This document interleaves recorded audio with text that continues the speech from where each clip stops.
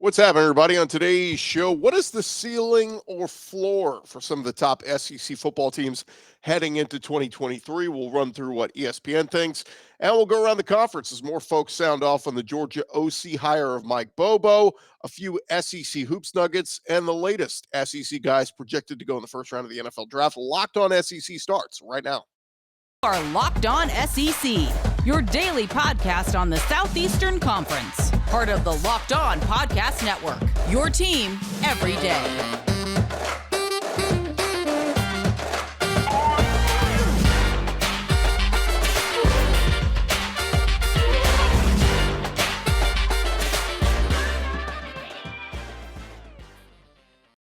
And what is happening, everybody? Welcome into Locked On SEC. It's great to have you guys along. I'm Chris Gordy. Thanks for making Locked On SEC your first listen every day. Remember, Locked On SEC is free and available on all platforms, including YouTube and at LockedOnSEC.com. Let's jump into it. Let's go around the conference. Boots out to the right. Takes the handoff. What a catch! Around the conference. And we start with a couple of offseason football nuggets. Pro Football Focus listing on Wednesday their top 10 returners at linebacker all across the college football landscape. The top SEC player coming into their rankings, LSU's Harold Perkins, who comes in at number 2 after an outstanding freshman season. Max Chadwick said that as a true freshman, Perkins led all Power 5 linebackers with a 91.0 pass rush grade. He ranked second among all linebackers in the country with 18 quarterback knockdowns and was tied for second in the country with 4 forced fumbles. Perkins is Micah Parsons-esque in that he could play either linebacker or edge defender at a very high level.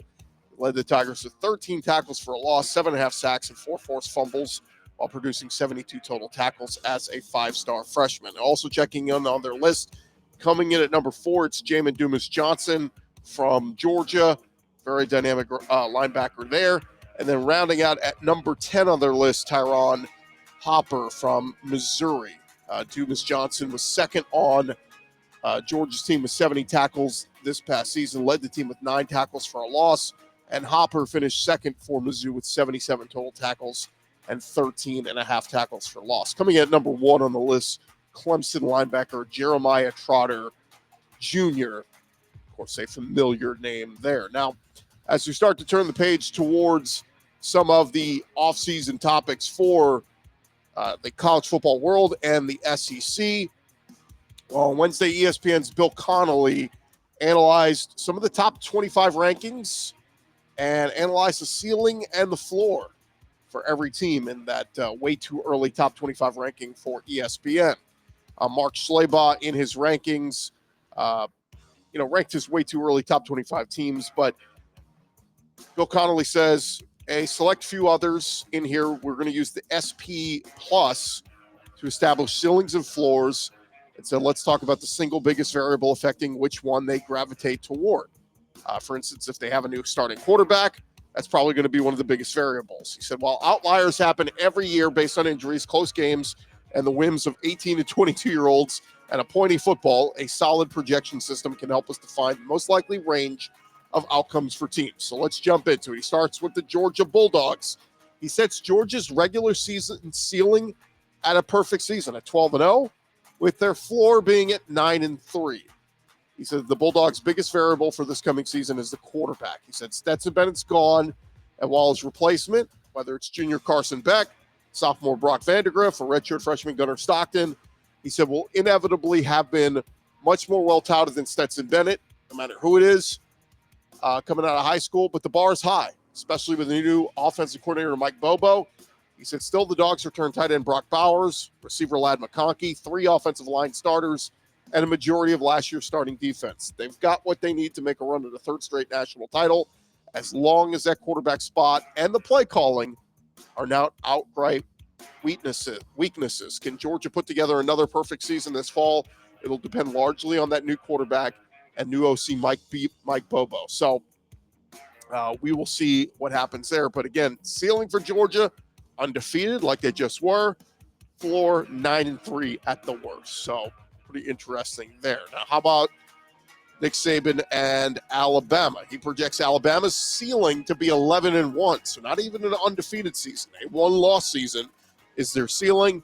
and he says their floor would be 8-4 during the regular season. So 4 losses at the worst for the Tide. He said it's an epic change. Quarterback Bryce Young is gone. Edge rusher Will Anderson Jr. is gone. Both coordinators are gone. Replaced by Tommy Rees on offense, Kevin Steele on defense. Nick Saban remains an ace recruiter, and the Tide's depth chart will be as loaded as ever with former blue chippers. But with Saban passing on a transfer quarterback, looks like it's either going to be Jalen Milroe or Ty Simpson. Maybe one of the incoming freshmen, Eli Holstein or Dylan Lonergan. But he says whoever it is, they're going to be piloting a new look, new identity, and a new offensive line here on the offense. The defense will have about 7 new starters. How much change is too much? Can Rees and Steele help the Tide reach their ceiling? So interesting there. Alabama at their best. Bill Connelly doesn't even project an undefeated season. A 1-loss season at 11-1 or at worst an 8-4 season. How about Brian Kelly over at LSU? He puts their ceiling at 11-1, their floor at 7-5. He says the biggest variable will be big plays. In Brian Kelly's first season in Baton Rouge, the Tigers won 10 games and stole the SEC West with an upset of Alabama. With Jaden Daniels and his scrambling ability and much of the offense returning, and with Matt House's defense bringing in 10 transfers to go with safety Greg Brooks, it's easy to think big, but winning the easy points battle is key to making a title push. LSU ranked 101st in marginal explosiveness on offense last year and 50th on defense. Efficiency, no problem, but big plays, that's what LSU is looking for in 2023. So LSU at best 11-1, at worst they go 7-5. How about over on Rocky Top for the Vols? Again, they come in at number 10 on the way too early top 25 rankings. Connelly has their ceiling at 11-1 and their floor at 7-5. He said the big reason or a big factor here is going to be Joe Milton.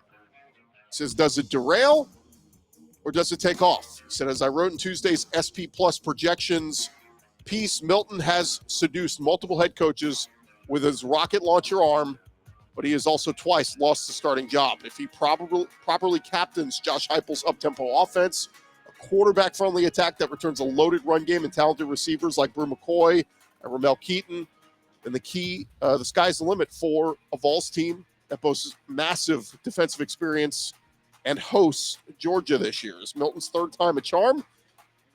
We will see. Milton did look good against Clemson in the Orange Bowl. Let's see if he carries some momentum into this year.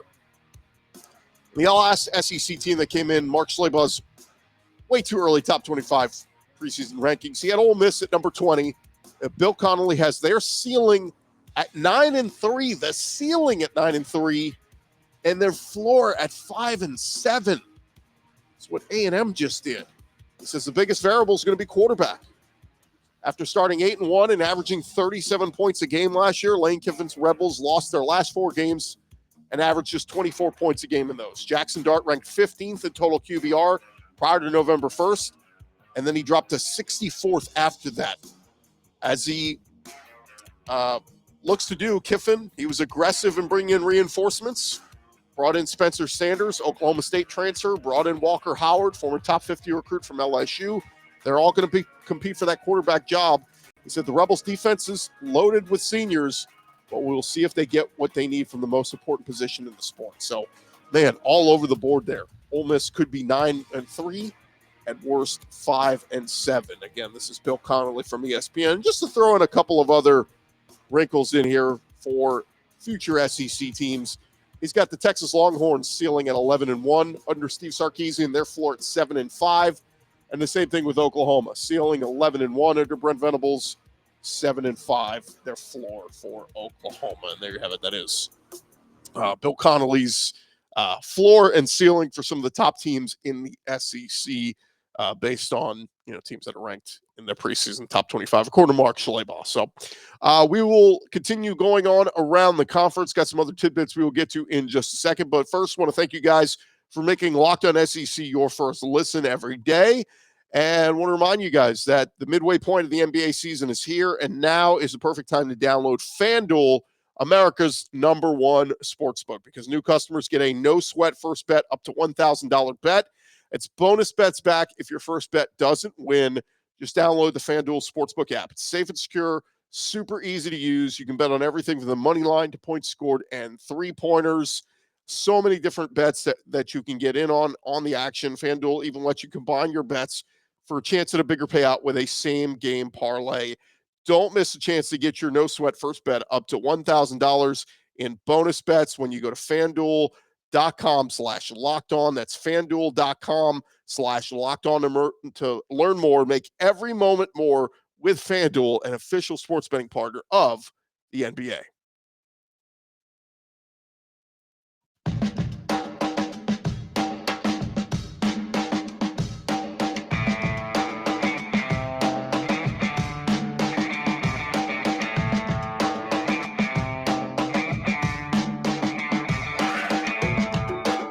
Along here, Locked On SEC. We got plenty more of stuff to get into as we continue to go around the conference. But first up, wanted to mention a quick SEC basketball nugget. Alabama coming back down to earth after a undefeated run in the SEC. They were 12-0 coming into Wednesday evening, and Bama falls on Rocky Top, losing to the Vols. And Tennessee improves to 9-4 in the conference, 20-6 overall. All Alabama drops to 22-4 overall, 12-1 in the SEC. All good things must come to an end, but Bama losing their first SEC game of the season, and a monster win for Rick Barnes' crew, because they suffered some heartbreaking losses as of late. They losing on a three-pointer at Vanderbilt, losing on a three-pointer against Mizzou. It was a rough couple of games for the Vols, so they bounced back with a monster win over Alabama, and the Crimson Tide. They'll lick their wounds a little bit, but they'll bounce back. They'll get Georgia coming up in a couple of days, finish out their schedule at South Carolina, home for Arkansas and Auburn, and then finish on the road at A&M. So Nate Oates and company going to look to bounce back there, but props to Tennessee. Monster win over Alabama on Wednesday night. Let's get into some of the other nuggets going on around the conference. The big news coming out just 2 days ago is Mike Bobo takes over as offensive coordinator at Georgia, and some prominent Georgia folks sounding off on the hire. We'll start first with Aaron Murray, who was at Georgia from 2009 to 2013 as a Georgia quarterback.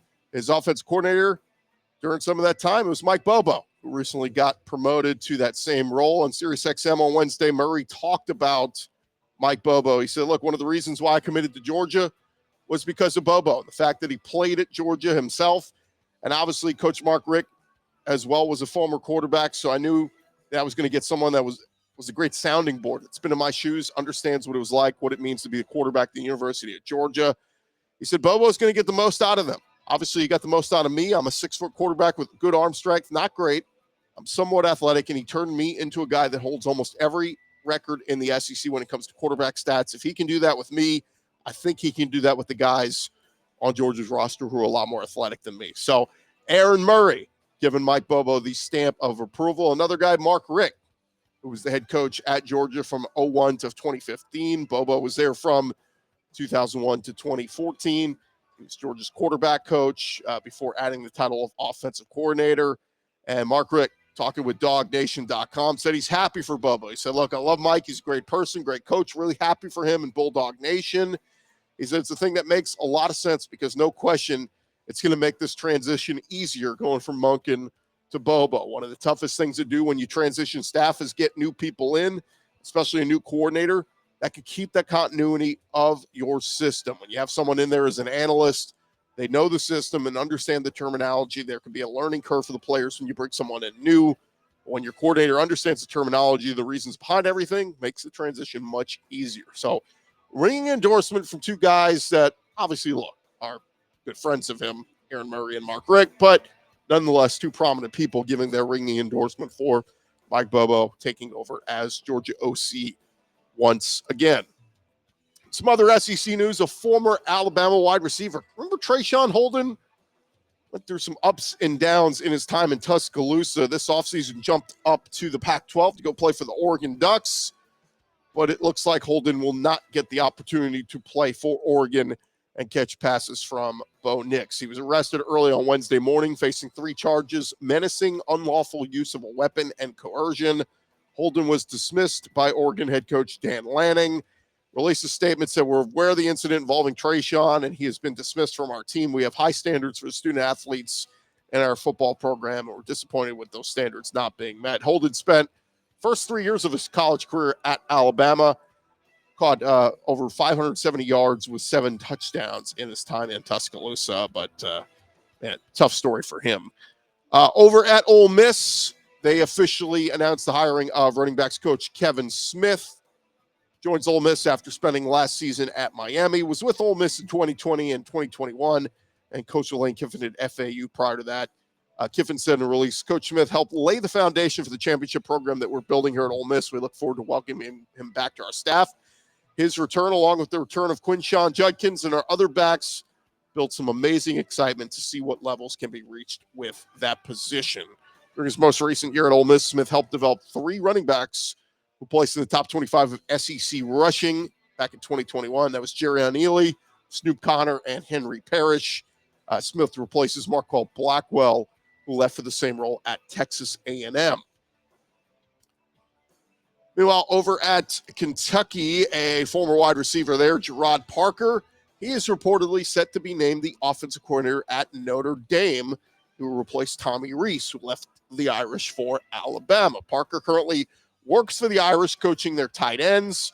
Notre Dame hired Wisconsin passing game coordinator Gino Guidugli as their next quarterbacks coach Wednesday, and head coach Marcus Freeman ready to promote from within, according to Football Scoop, saying that Gerard Parker going to be named the offensive coordinator there at Notre Dame. Parker spent 5 years at Kentucky from 2000 to 2004, but only saw playing time his senior season, got into coaching soon after that. And as we look ahead to Texas and Oklahoma coming to the SEC, Kirk Bowles of the Austin American-Statesman had a blog up yesterday talking about Texas and OU coming to the conference. He said, look, a few tidbits after talking with Greg Sankey. Don't look for the SEC to expand beyond their 16 teams, with Texas and Oklahoma joining the league next summer. Greg Sankey said last week, we're focusing on moving to 16. There's plenty of talk out there about other future expansion. We feel we have a future with 16 outstanding members, but we're mindful of what's going on.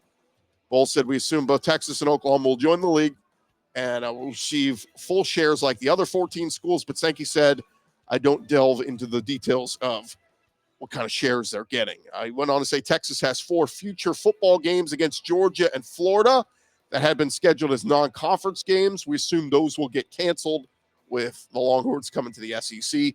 He said he did hear a rumor that the SEC could hold its conference basketball tournament at Texas's Moody Center in the future. That's their basketball arena.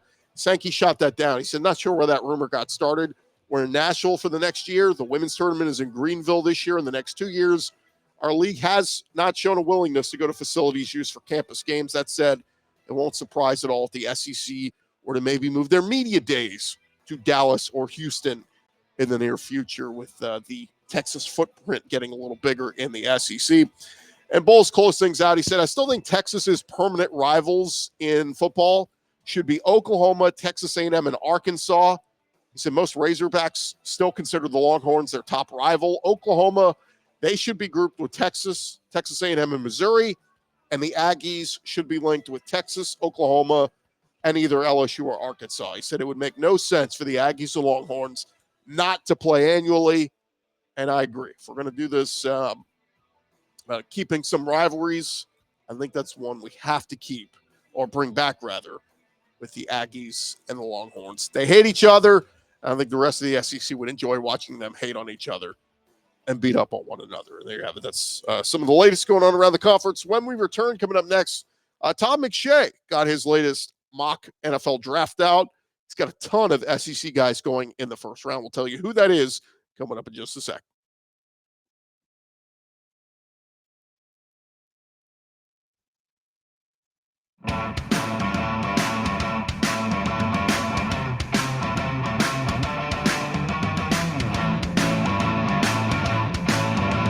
Going along here, Locked On SEC, and as we jump back into it, Todd McShay one of ESPN's top mock drafters out there. He has put out his latest round 1 mock draft update, and this comes ahead of the NFL Combine coming up in Indianapolis later this month. McShay very high on a bunch of SEC guys, as we typically are. He has a trade happening in the first pick. He has got the Indianapolis Colts trading up from pick 4 to pick number 1 with the Chicago Bears to go grab former Heisman Trophy winner Bryce Young, quarterback out of Alabama.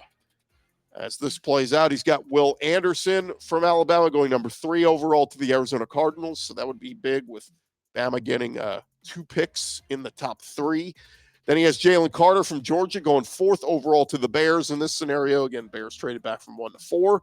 He's got Will Levis, Kentucky quarterback, going 7th overall to the Las Vegas Raiders. Anthony Richardson, Florida quarterback, going 9th overall to the Carolina Panthers. It just seems like such a reach. I love Anthony Richardson, friend of the show, been on a couple of times, but seems a little bit like a project. I keep saying, feels like he never really perfected himself as the quarterback of the Florida Gators. How do we expect he's going to just immediately jump and perfect himself as an NFL quarterback? Time will tell, but Anthony Richardson projected to go 9th overall. Other SEC guys, he's got Broderick Jones, Georgia offensive lineman, going 13th overall to the Jets. Keely Ringo, cornerback out of Georgia, going 18th overall to the Lions. Brian Branch, Alabama defensive back, going 20th overall to the Seahawks. And then the back end of the first round, South Carolina DB Cam Smith, going 21st to the Los Angeles Chargers. 26th overall, Florida offensive lineman Osiris Torrance. It's such a good Senior Bowl. It was really impressive. Thought he would be projected a little bit higher than that. And how about sneaking into the back end of the first round? This is from Todd McShay. He's got Jahmyr Gibbs, running back from Alabama, sneaking in at 27th overall to the Buffalo Bills. A lot of people think that Bijan Robinson, the running back from Texas, could be the lone running back to go in the first round of this year's draft. But Jahmyr Gibbs, seen a lot of scouts very high on him, looking at a lot of his highlights from his lone year at Alabama this year with that shiftiness where he can juke several players. There were clips from that Texas game where he juked a couple of defenders out of their shoes. Jahmyr Gibbs, very attractive for NFL scouts, and his draft stock starting to go up. It's originally projected as mostly a second rounder, but again, Tom McShay got him sneaking into the back end of the first round. So we'll see what happens with Jahmyr Gibbs, among others. But that's 4, 5, 6, 7, 8, 9, 10, 11 SEC guys projected to go in the first round, according to Todd McShay. We'll see if it plays out that way. And lastly, before we get out of here, some more SEC spring game dates have been announced. So just to catch you guys up, Missouri going to be the lone SEC team to have their spring game next month. Going to be starting up on March 18th. So they'll get theirs out of the way very early. And then once we get in April, Auburn is scheduled for April 8th. The next week, it'll be Florida. I think it's a Thursday night game on April 13th.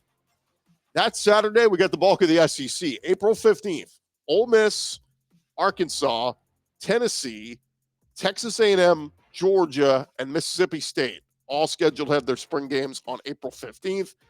And the next weekend on April 22nd, Alabama and LSU slated for that date. Now, we're still waiting on 2 more, South Carolina and Vanderbilt. As of this recording, we don't have official dates set yet for their spring games, but got to think that's going to be coming very soon.